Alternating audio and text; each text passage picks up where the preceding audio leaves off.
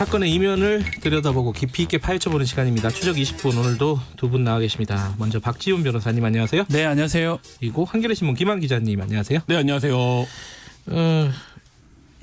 사실 오늘까지는 박원순 시장 얘기 좀 계속해도 괜찮을 것 같아요. 근데 박원순 시장 사망과 그리고 그 이후에 장례 절차가 쭉 진행되면서 며칠 동안에 법적인 논란들이 굉장히 많이 있었습니다.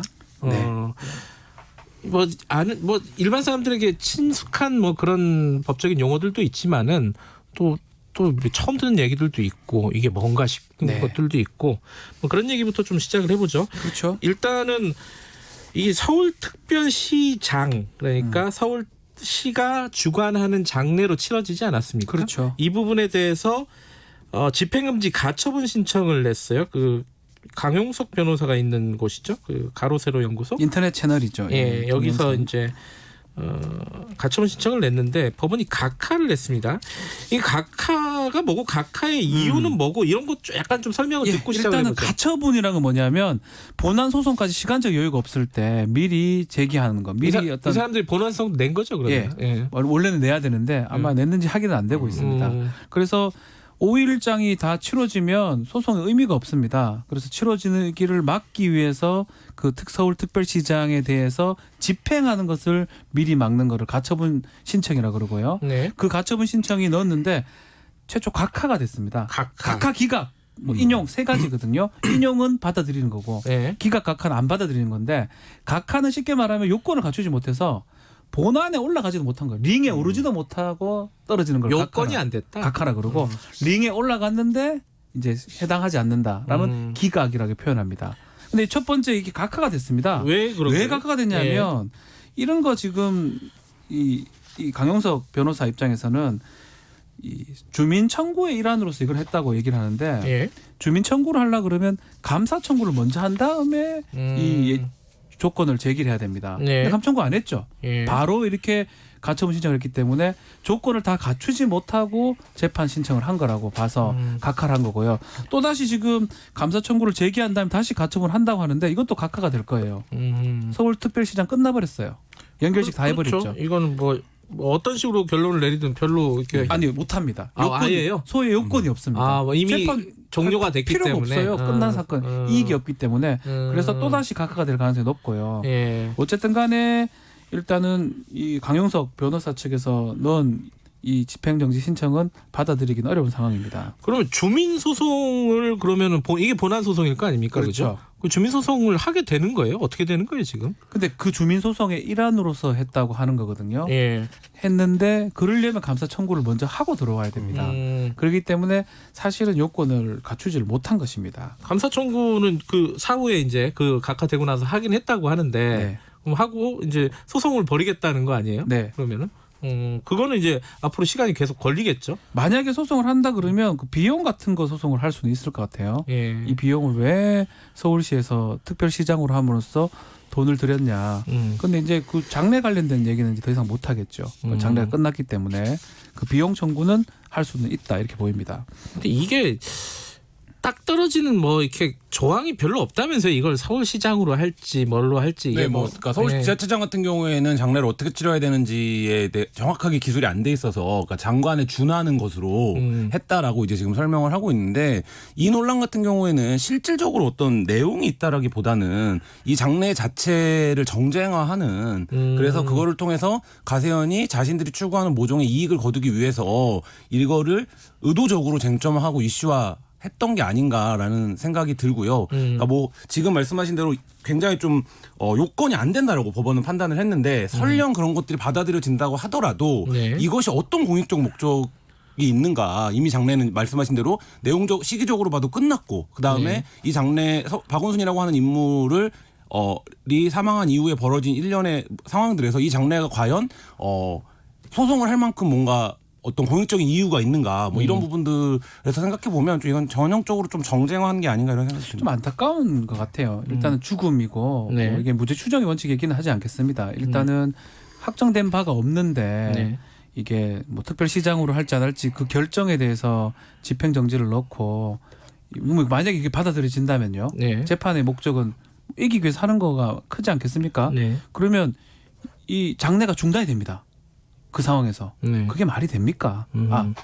말이 될 수는 있지만 저는 그런 거를 가지고 생각을 한다면 소송의 가능성은 충분히 만들어낼 수 있죠. 재판이 얘기된 거니까 조금 인간적인 부분을 봤을 때는 좀 타당하지 않다는 생각이 좀 많이 듭니다. 근데 지금 이제 어제 그 기자회견 그 고소인 측의 기자회견을 보면은 2차 가해를 한 사람들에 대해서 다시 소를 제기하겠다고 했잖아요.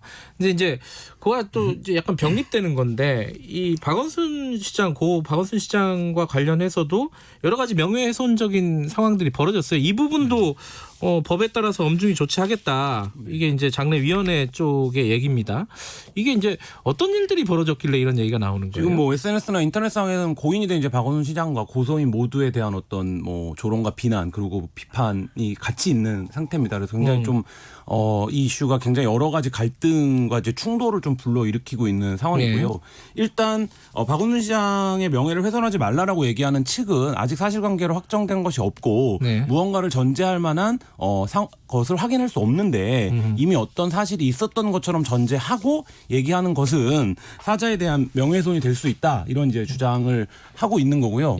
또 반대로 어제 고소인이 기자회견을 했습니다만 고소인에게 그런 이유로 고소인의 어떤 그 고발이나 이런 것들이 요건을 갖추지 못했다라고 주장하는 것 자체가 그리고 더 확실한 증거나 물증을 제시해봐라라고 얘기하는 것 자체가 고소인에 대한 또 다른 형태의 가해가 아니냐 이런 주장이 지금 같이 제기되고 있는 상황입니다.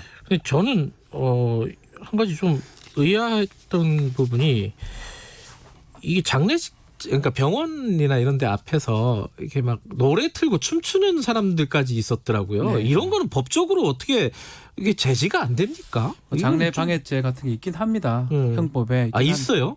있긴 합니다. 있긴 한데 뭐 그걸로 처벌하는 경우가 드물어요. 그래도 방해가 됐다고 보기는 어렵고 조롱이나 이런 부분이거든요. 그러면 사자 명예훼손 이런 게 사자 명예훼손은 이제 허위 사실을 유포해가지고 사자의 명예를 훼손해야 되는데 이게 친고죄예요. 유족들이 또 고소를 해야 되고요.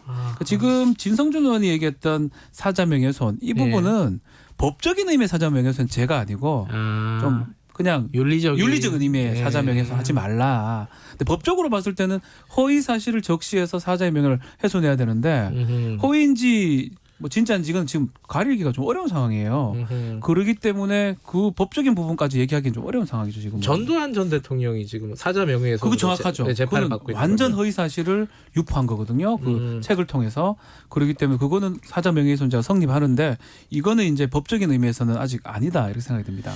알겠습니다. 뭐 이 장례와 관련된 여러 가지 또 박원순 전 시장과 관련된 논란에 대한 입장들은 충분히 얘기를 했기 때문에 오늘 뭐 그걸 얘기하기보다는 좀 법적이고 뭐 이런 부분들을 좀 얘기를 조금 더 진행을 해보겠습니다. 그 지금 어제 기자회견 고소인 측의 기자회견에서 이제 앞으로 두고두고 쟁점이 될 만한 게 앞서도 간단하게 얘기는 했지만은 이게 어디서 이 피고소인 그러니까 전 박원순 시장에게 이 고소 사실이 넘어갔느냐, 전달이 됐느냐, 요게 이제 쟁점이 될 것 같아요. 요게 이제 사실은 이게 진실을 밝히기 좀 어려웠던 상황이에요. 왜냐하면 사망을 했기 때문에 피의자가 그러면 공소권 없은 사안인데 그렇다고 해가지고 이게 진실이 밝혀지지 않으면 많은 사람들이 의혹을 갖고 있는데 유일하게 찾을 수 있는 방법이라면 지금 얘기하는 누출 부분 또 그리고 방조 부분을 얘기를 하고 있거든요.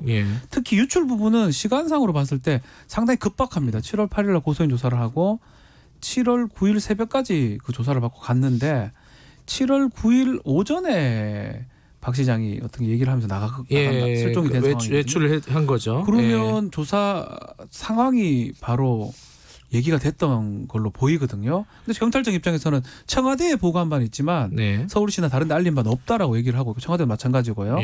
그러면 누군가가 알렸을 가능성을 배제할 수가 없습니다. 이 부분은 뭐 비밀 누설죄, 공무상 비밀 누설죄 뭐 그런 유의 범죄가 성립할 수가 있고 이것을 조사를 하다 보면 또 실체에 조금 접근할 수 있지 않을까 생각도 좀 해봅니다. 근데 이게요 좀 엇갈리는데 보도도 엇갈리고 아직은 이제 사실 확인이 명확하게 안 됐는데 박원순 시장이 아침에 이제 실종될 때 그러니까 외출을 하기 전날 밤에 서울시에서 대책회의가 했다고 있었다. 얘기가 있고요. 라는 얘기도 있고 아니 그런 거 없었다라는 얘기도 있고 이게 어디까지 지금 그러니까 팩트라고 봐야 돼요? 이른바 이제 8인 대책회의가 있어서 전공법에 가까운 방안도 논의가 됐다라는 보도도 나왔는데 지금 이제 실제 그런 보도가 있었다라고 하면 이 부분에 대한 사전 인지가 있었던 걸로 봐야겠죠. 그렇죠. 그러니까 그렇죠. 새벽이 아니라 네네, 그보다 전날 일찍이니까. 예. 근데 이제 그게 아니라 지금 이제 주요하게 논의되고 있는 상황은 고소한 이후에 그 고소된 사실이 그러니까 예를 들면 당연히 이거는 보안이 지켜져야 되고 네. 이 고소인과 피고소인의 관계를 봤을 때 이게 이제 피고소인에게 알려질 경우에 발생할 여러 가지 문제들이 당연히 예상이 되니까 그거 아마 분명히 매뉴얼이 있을 겁니다. 경찰 안에. 근데 네. 그런 것들 규정을 어기고 전달된 게 아니냐 지금 이 의혹이 네. 같이 있는 거거든요. 그렇죠. 그러니까 근데 이게 뭐 양쪽 측면이 다 있는데 만약에 사전에 인지가 됐다라고 하면 왜 9일날 상황에서 박원순 박원순 시장이 그러니까 그런 선택을 하게 방치가 되었는가 뭐 이 부분에 대한 이제 서울시 차원에 좀 그게 필요할 것 같고요. 진상 규명이 전달이 됐다면 이거는 뭐 앞으로 경찰청장 청문회를 앞두고 있기 때문에 국회 청문회를 뭐 그 자리에서 논의가 되겠지만 수사의 어떤 개통이나 혹은 이런 수사의 특수성 을 제대로 감안하지 못했던 게 아닌가 누군가 그렇게 말씀하신 대로 법리적으로도 공무상 비밀누설죄가 될 수 있고 더군다나 이 지금 이제 고소인이 안게 될 상처나 피해는 이루 말할 수 없는 상황이 됐기 때문에 네. 그 부분도 굉장히 좀 안타까운 부분입니다. 그 가능성을 보면은 지금 이제 그 고소인 측에서 의혹을 제기한 것처럼 고소가 이루어진 직후에 네. 뭔가 전달됐을 개연성도 있지만은 말씀하신 대로 그 전에 인지가 됐을 수도 한참 있겠군요. 전에 대책회의가 있었다면 한참 전에 인지가 됐다고 봐야 되겠죠. 그리고 오늘 고소인 조사가 있었다라고 했기 때문에 말 그대로 그 대책회의를 했지 않을까 생각이 듭니다. 갈래는 두 가지군요. 일단은 네, 둘 중에 하나 같아요. 예. 그 부분은 이제 청문회도 마찬가지고 뭐 어떻게 가다 보면 이게 수사까지 진행이 돼야 되는 상황이 될 수도 있는. 만약에 문제 제기를 계속 한다면요. 네. 수사를 해야 되지 않을까 생각이 들어요. 그 부분도. 그리고 사실 이게 정보가 유출된 거라고 한다면 네. 사실 8일에서 9일의 상황이거든요. 그러니까 제가 네. 많지 않을 거예요. 관여자들이. 그러니까 그렇죠. 이 보고의 네. 개통상 그렇죠. 상당히 적. 상당히 적었을 거기 때문에 사실 뭐 그 부분을 만약에 수사로 규명한다고 하면 크게 뭐 복잡한 문제는 아닐 수 있겠다라는 생각도 듭니다. 그리고 또 하나가 이제 정보 유출에 관련된 의혹이 있고 아까 박 변호사께서 얘기하신 이 방조의 그렇죠. 가능성. 근데 그거는 예를 들어서 이제 동료에게 고민을 얘기했을 수 있잖아요.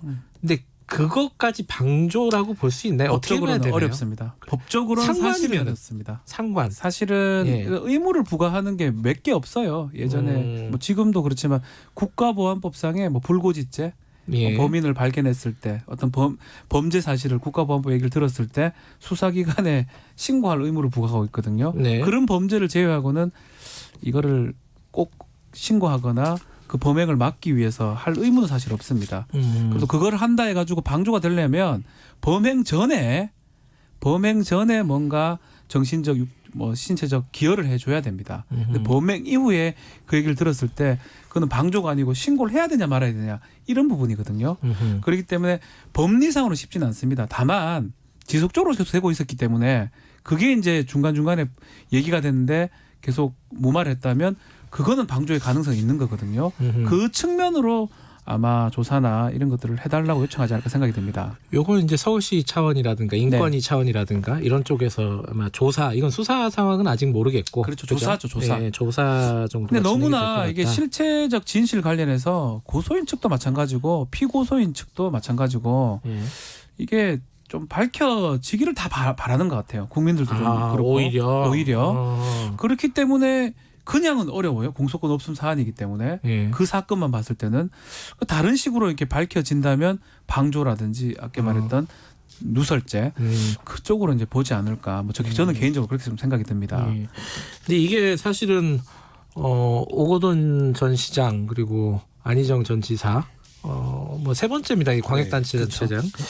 이게 이제 오거돈 시장 같은 경우 보면은 지금 수사가 진행 중이잖아요. 네. 그죠? 뭐 결론이 내려지지는 않았는데 이런 일들이 반복해서 지속적으로 벌어진다면은 뭔가 시스템에 문제가 있는 거 아니냐. 네. 뭐 이렇게 볼 수도 있는 거 아니겠어요? 그러니까 이제 단순한 사과나 반성이 필요한 게 아니라 지금 이 부분에서 어제 이제 피해 호소인 측도 주장을 했지만 이제 전형적인 위력에 의한 성추행 위력에 사건이다. 의한. 네. 그러니까 여기서 위력이라는 단어를 역시 주목을 해야 되는데요.